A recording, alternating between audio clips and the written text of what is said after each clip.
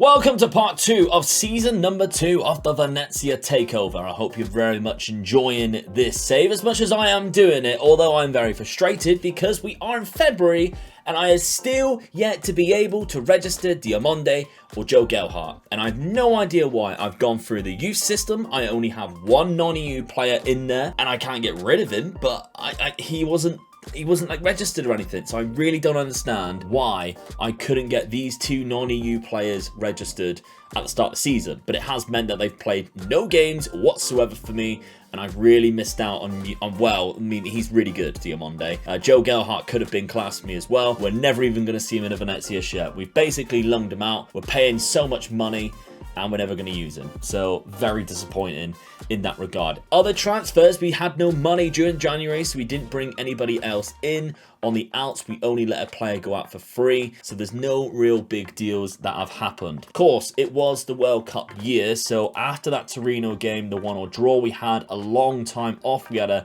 penalty shootout against Sassuolo that we lost in the cup, and then we bring you to January.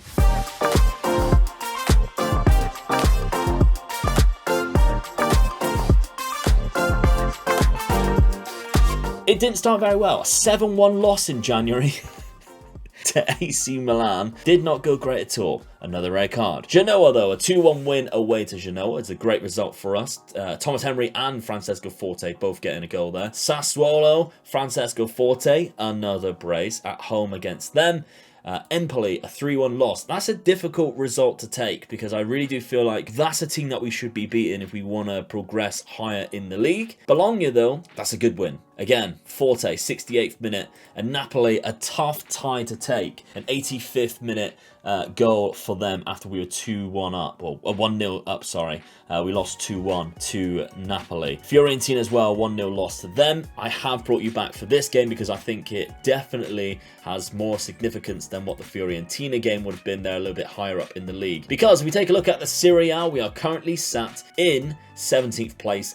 They are, they're a position above us on the same points. So that's going to be what we start this episode off with. But before we take a look at that, today's video is sponsored by SPITCH, and SPITCH is the ultimate fantasy football manager app that is new to the market. And I've created an Omega Loot League with Omega Dad is also involved, so you can join down below. It is available for UK and Ireland, and you have to be 18 or over to sign up and register. But the app lets you build your own team, collect points, and battle it out against other managers like me, like Dad, in the app. But the best thing about it is that you don't have to focus every single week. If you miss a week, it doesn't matter because I'm always forgetting. Every now and then I'll start off, I'll build a team at the start of the season, be really eager, I'll miss a league and then it's done and I'll have to forget about it because I can't catch up. Whereas this, with SPITCH, it's a little bit different. If you forget or you miss a week, you can still win weeks after. It is also free to play and you can compete to win up to £70,000, £70,000 on a weekly basis. There are weekly based competitions and there's tons of statistical analysis to help you make your tough decisions inside the app, so you don't have to go to another app to check that. And it's incredibly easy to register, as you can see right here. So if you use my link down below in the description, not only will you be joining up to SPITCH for free, but you'll also be helping me out as a content creator. And I'll also leave a link down there for my community league so you can join and compete against me, compete against Dan, and compete against this fantastic community that I have built here. So thank you very much to SPITCH for an ongoing sponsor. I really do appreciate it. So yes, back to Venezia. We have a game against Salernitana today. I think it's a must win in all honesty because they are the position above us, of course, and we desperately need to kick things on. I did notice as well, which really infuriated me because I didn't realize this happened. If we take a look at Club Vision, they want us to finish mid-table, which is a bit unrealistic considering you are not giving me any money. So I don't quite know what they want me to do, but this is the lineup we're going to be looking at because there are a few weaknesses in regards to fitness. Busio is out. Luca, our deep line playmaker, also not the best fitness either, so we're going to have to make do with what we have got on the pitch here. Sheldrup and Aramu either side of Forte, very similar to what they were last season, but of course a little bit closer to him now. We've got Kian and Yeah, Domen, the Slovenian in centre midfield, who is very good. Puertas takes a step back into that anchorman role. Scalvini and the guy that we've got loaned from Leeds, Alessandro, is not playing very well together. Let's hope with a good performance today that can change. We could bring in Haps, I guess, on that left back role. It could be an option to bring in Haps. And I think I'm going to do that. I'm going to bring him in on that left back role. He's arguably the better left back, especially going forward, attacking. He's quite good, and that's what gives us a good option width-wise. We need him there, but I think the fullback role is definitely a role that we might need to look at in the summer if we're given some money to change, because that is definitely a weakness of ours. So big game relies on us to get 3 points. We're at home as well. We've got the Venice crowd in behind us, backing us. Quick interview in the tunnel, and off we go. Now, an early highlight, 1 minute in. It's great if things work out that way, but if you start losing early on, it's panic stations, isn't it? Gives us a long time to come back, obviously, but it's not great. That's a fantastic ball. Can you do something with that? Cuts it back. Oh, it's not good enough. Missed the header there, but back to Puertas. Out to Haps. We start the attack again. Sheldrup. Is he onside? I think he might be. He cuts it back. There's Forte. He's hit the bar. It's unlucky. It's a half chance. Straight away, though. Another highlight. We are only on key highlights. I'm sure of it. We are. But we have another chance. Sheldrup. I mean, these passes are what is letting us down. We've seen so far in the series a load of like stray passes go amiss when we're trying to be too direct. But that is obviously the style of play we're trying to use here. Puertas. Sheldrup. It's a lovely ball. Puertas. Is he on? Forte even popped it in. I think he might be off. By the looks of it, he is off. The way that they're running away, they stop celebrating. The AR's going to take a look at it. It's a goal! Oh, we'll take it! Yes! He must just be onside then. He doesn't look onside, but if VAR's took a look at it, if VAR says it's good, we can always trust VAR, right? Yeah, 22 minutes gone. We have another highlight. They do have the ball. Can we counter-attack them, though? We can see we've got 3 men here ready against just their 3 men. So we do pick up the ball. It's a cracking save from Lucas Canizares. Uses his feet, very much like David De Gea there. That is a great save. If we can counter, though, Scalvini misses the header. Scalvini's having a great game, by the way. 7.2 so far.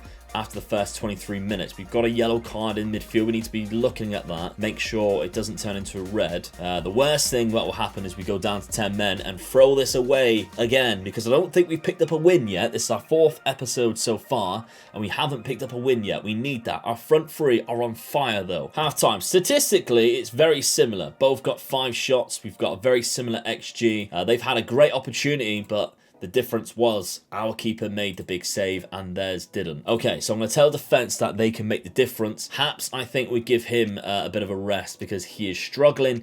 And I do think we take off the guy that's on the yellow card and we bring on Busio, who, yeah, he's probably the best role player in this role that we have. We've given him a bit of a rest to begin with because his fitness wasn't the best. But now it looks like it could be a good time to bring him on in that second half. Some fresh legs-ish.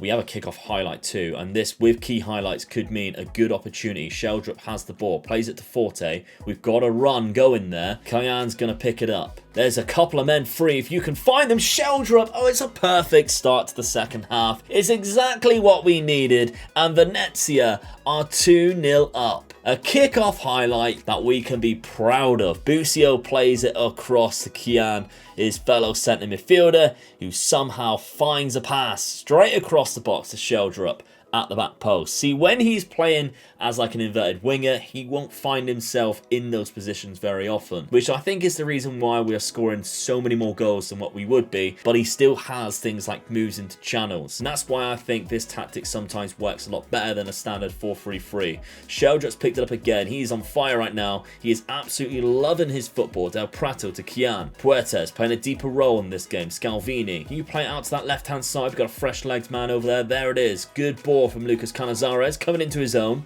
Secaroni to Busio to Sheldrup. I think he had a shot. Don't know why. Kian plays it back out. We're all over them right now. Plays it across. Forte's made it 3. And you would not believe we are just outside the relegation zone when we're playing great football like this. This is outstanding. 51 minutes gone. 3-0 up. And I don't think Salernitana has much to show back. I don't think they're going to be coming back firing all cylinders. We look way too good. Well, we're not even stopping there. 54 minutes and we have the ball again. Scalvini plays it out to Del Prato. Plays it back to Scalvini. Aramu to Kian. This is good passing. Forte's in. He's on a hat-trick. It's a good save from the goalkeeper. But yeah, like I mentioned, I think one thing with this tactic, if we increase the quality at fullback, overall it will definitely benefit the team, because when we go out wide, Del Prato and Haps, they are okay, but they're not like anywhere near the standard that needs to be happening in this league. Is that going to be a red card? It isn't. It's just a yellow. Not even that. Not even a yellow. We'll take that. Professional foul. Yeah, they're not up to the standard that I think we require to cause a lot of damage if going through the middle doesn't work. Because, I mean, right now we're not focusing play anywhere, but I suppose we could try this and try and focus play down the midfield, through the middle, and just see what happens. We've kind of been playing like that anyway, and they haven't been coping with it. I am also going to make one final change and bring on Mazzocchi, who's going to come on at right back. Our right back, Del Prato, looked like he was kind of struggling, so again, fresh legs. Balic has just cleared it straight to Mazzocchi. 75th minute, 3-0 Scalvini's just looking like, well, if you're not going to come towards me, I'll just keep hold of it. Kian picks it up. Good little 1-2 with Mazzocchi. He's got a good cross on him.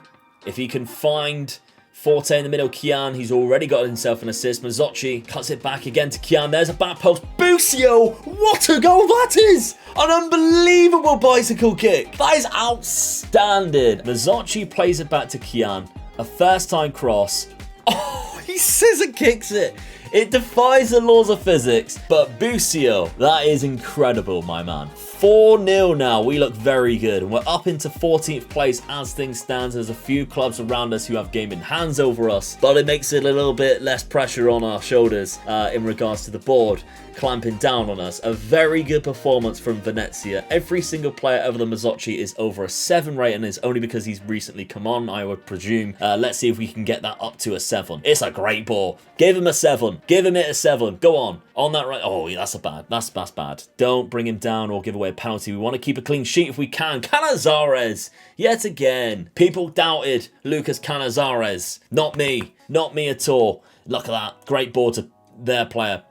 90th minute. Need to hold on now. It's another one. Another save. It's come off the post. He got a tip onto that. I seen it. You all seen it. He tipped it onto the post. It was a cracking save. Full time. 4-0. We've got to be happy with that. Oh, yes. We've got to be happy with that. Well done, lads. Let's give the defence a very solid defence there.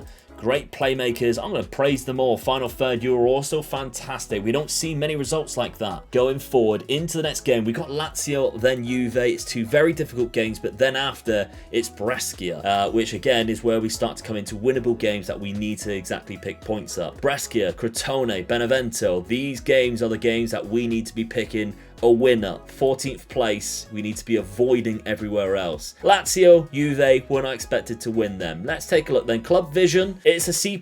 We've gone up to a C+. Satisfied now with mid-table. So 14th, they consider to be mid-table. That's what we need to aim for. Let's simulate this season and see how we do.